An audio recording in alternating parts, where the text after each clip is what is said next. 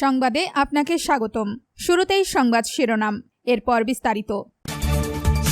যুদ্ধবিরতির উদ্যোগের মধ্যেও গাজায় ইসরায়েলি হামলা, নিহত ৮। হামাস অস্ত্র ছাড়লেও গাজায় থামেনি ইসরায়েলি নৃশংসতা।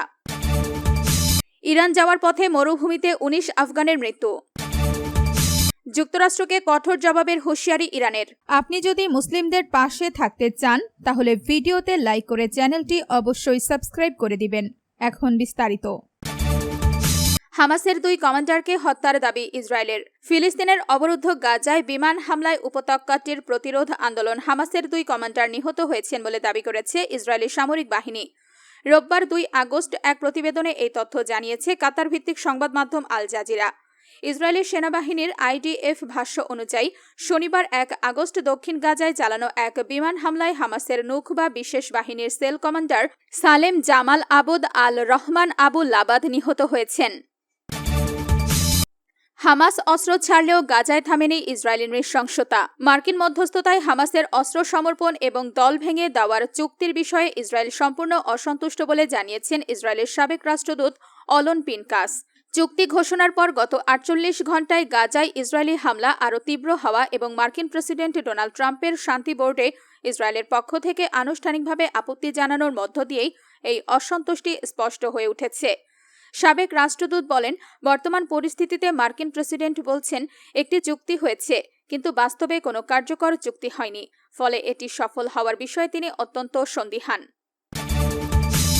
ইরান যাওয়ার পথে মরুভূমিতে ১৯ আফগানের মৃত্যু। ইরানে প্রবেশের চেষ্টার সময় মরুভূমির তীব্র গরমে ও তৃষ্ণায় ১৯ জন আফগান অভিবাসীর মর্মান্তিক মৃত্যুর ঘটনা ঘটেছে। খবর গালফ নিউজের। আফগানিস্তানের দক্ষিণ পশ্চিমাঞ্চলের নিমরোজ প্রদেশের স্থানীয় কর্তৃপক্ষ জানিয়েছে, দেশটির উত্তর পশ্চিমাঞ্চলের বাদঘিস প্রদেশ থেকে আসা ওই ১৯ জন পুরুষ অবৈধভাবে সীমান্ত পেরিয়ে ইরানে যাওয়ার চেষ্টা করছিলেন, কিন্তু পথিমধ্যে তীব্র গরম ও পানির অভাবে তারা মরুভূমিতে আটকা পড়েন এবং তৃষ্ণা ও তাপজনিত কারণে মারা যান। নিমরোজের তথ্য ও সংস্কৃতি বিভাগের পরিচালক হাবিবুল্লাহ এলহাম জানান, নিখোঁজদের সন্ধানে পরিচালিত উদ্ধার অভিযানে স্থানীয় বাসিন্দাদের সহযোগিতায় নিমরোজের রিগ লালো মরুভূমি থেকে ১৪ জনের মরদেহ উদ্ধার করা হয়। এর আগে নিকটবর্তী মৃত্যুর উপত্যকা নামে পরিচিত দাশতো এ মার্গো মরুভূমি থেকে আরও ৫ জনের মরদেহ উদ্ধার করা হয়েছিল। সর্বশেষ ১৪ জনের মরদেহ উদ্ধারের মধ্য দিয়ে ওই দলের ১৯ জন অভিবাসীর মৃত্যুর বিষয়টি নিশ্চিত হয়। যুক্তরাষ্ট্রকে কঠোর জবাবের হুঁশিয়ারি ইরানের। যুক্তরাষ্ট্রকে সতর্ক করে ইরান বলেছে, তারা কোনো ধরনের সাহসী বা উস্কানিমূলক পদক্ষেপ নিলে এর কঠোর জবাব দেওয়া হবে। মার্কিন প্রেসিডেন্ট ডোনাল্ড ট্রাম্প নতুন করে হামলার হুমকি বাস্তবায়ন করলে দৃঢ়ভাবে পাল্টা ব্যবস্থা নেবে বলেও জানিয়েছে তেহরান। খবর আল আরাবিয়ার। শনিবার ১ আগস্ট তুরস্ক ও পাকিস্তানের শীর্ষ কর্মকর্তাদের সঙ্গে পৃথক ফোন আলাপে ইরানের পররাষ্ট্রমন্ত্রী আব্বাস আরাগচি এই হুঁশিয়ারি দেন।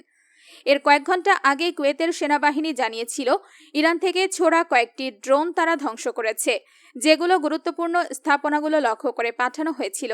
পাকিস্তানের সেনাপ্রধান ফিল্ড মার্শাল আসিম মুনির এবং তুরস্কের পররাষ্ট্রমন্ত্রী হাকান ফিদানের সঙ্গে ফোন আলাপে আরাগচি বলেন, ইরান যে কোনো আগ্রাসনের জবাব দেবে। তিনি যুক্তরাষ্ট্রের অস্থিতিশীলতামূলক কর্মকাণ্ড এবং এর ফলে আঞ্চলিক নিরাপত্তা পরিস্থিতি আরও খারাপ হওয়ার আশঙ্কা নিয়েও আলোচনা করেন।